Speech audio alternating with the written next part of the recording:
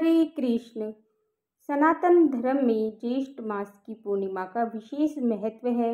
इस दिन लोग श्री सत्यनारायण व्रत रखते हैं और गंगा जी में स्नान भी करते हैं। कहा जाता है कि इस दिन गंगा जी में स्नान करने से सभी कष्टों से छुटकारा मिल जाता है। ज्येष्ठ मास की पूर्णिमा सुहागिन महिलाओं के लिए भी बहुत खास होती है, क्योंकि इस दिन वट पूर्णिमा व्रत रखा जाता है, जिसमें सत्यवान और सावित्री की पूजा की जाती है। हमारे देश के कुछ हिस्सों में ज्येष्ठ मास की अमावस्या को ये व्रत रखा जाता है, तो कुछ हिस्सों में पूर्णिमा के दिन ये व्रत रखा जाता है, इसीलिए इसे वट पूर्णिमा कहते हैं। इस दिन बरगद के पेड़ की पूजा का विधान है।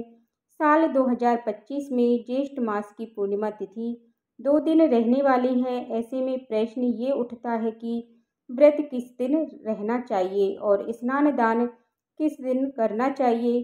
क्या दोनों दिन व्रत कर सकते हैं? क्या दोनों दिन स्नान दान कर सकते हैं?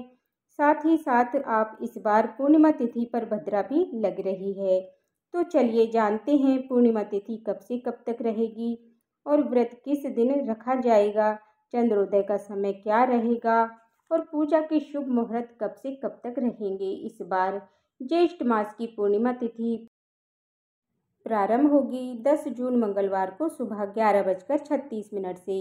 पूर्णिमा तिथि की समाप्ति 11 जून बुधवार को दोपहर 1:13 पर। इसीलिए इस बार वट पूर्णिमा का व्रत या पूर्णिमा का व्रत 10 जून मंगलवार को रखा जाएगा। श्री सत्यनारायण भगवान का व्रत भी इसी दिन रखा जाएगा। इसके अलावा 11 जून बुधवार को भी पूर्णिमा तिथि रहेगी, जिस दिन देव स्नान पूर्णिमा है, क्योंकि पूर्णिमा तिथि पर ब्रह्म मुहूर्त में नदियों में स्नान किया जाता है।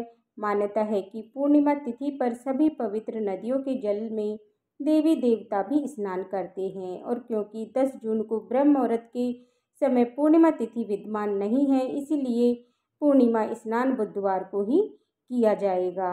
10 जून मंगलवार के दिन वट पूर्णिमा पर सूर्य उदय होगा सुबह 5:44 पर। सूर्यास्त होगा शाम 7:08 पर। इस दिन ब्रह्म मुहूर्त सुबह 4:08 से लेकर के 4:56 तक रहेगा। ब्रह्म मुहूर्त से पहले पहले जो महिलाएं इस दिन निर्जला व्रत रखना चाहती हैं, वो जल का सेवन कर सकती हैं, जल को ग्रहण कर सकती हैं।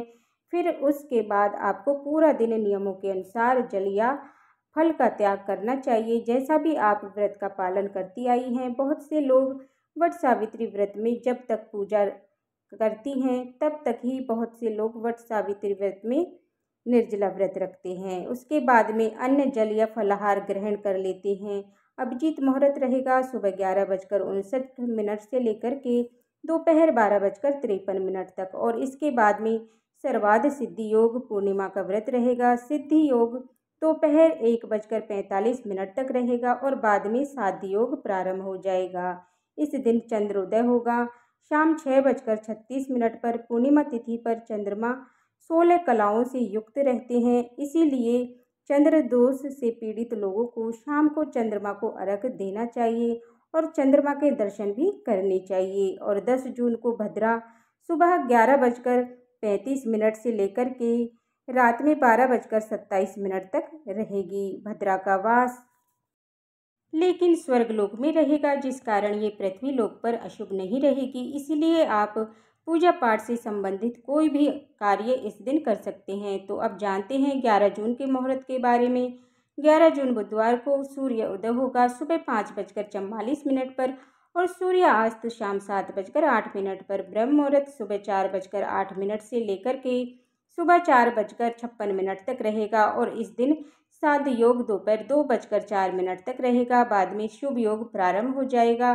देखा जाए तो पूर्णिमा तिथि पर दोनों ही दिन बहुत ही शुभ योग बन रहे हैं। राहु काल दोपहर 12 बजे से लेकर के 1:30 बजे तक रहेगा और इस दिन चंद्रोदय होगा शाम 7:32 पर। कुछ लोग जो भी गलती से 10 जून मंगलवार को व्रत ना रख पाए या जानकारी के अभाव में आप व्रत ना रख पाए हों, और अगर आपने 11 जून बुधवार को व्रत रखा है तो ध्यान रखिएगा कि शाम के समय चंद्रमा के दर्शन करते समय पूर्णिमा तिथि इस दिन विद्यमान नहीं रहेगी। और पूर्णिमा तिथि पर चंद्रदेव की पूजा ज़्यादा तभी फलित मानी जाती है जब पूर्णिमा तिथि हो और चंद्र दर्शन का शुभ समय भी प्राप्त हो रहा हो। अखंड सुहाग और परिवार के सुख समृद्धि की कामना से इस दिन वट वृक्ष, पीपल के वृक्ष और तुलसी जी की पूजा करके परिक्रमा करनी चाहिए।